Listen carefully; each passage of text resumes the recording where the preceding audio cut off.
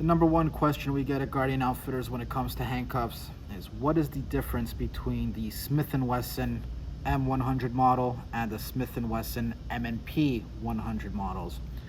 Now, that being said, the main difference on them will be the secondary lock. The M100 model comes with a slide lock, which is activated with the back end of a handcuff key.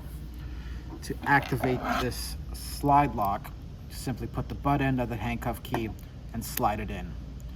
Once the secondary lock is activated, it prevents the handcuff from further ratcheting and get any tighter.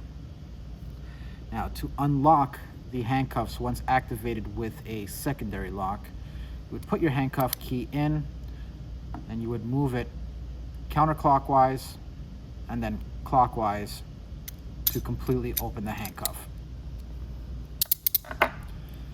Now moving on to the M&P model. The M&P model secondary lock is activated with a finger lock lever mechanism. These locks are spring-loaded and return to its original position, are flush with the handcuffs to prevent accidental activation.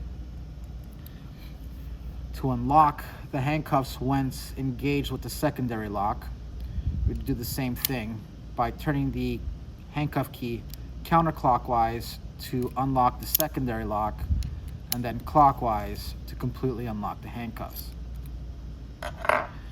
Now, all models from Smith & Wesson are made of carbon steel, are all manufactured in Springfield, Massachusetts, and come in a nickel finish and a blued black finish.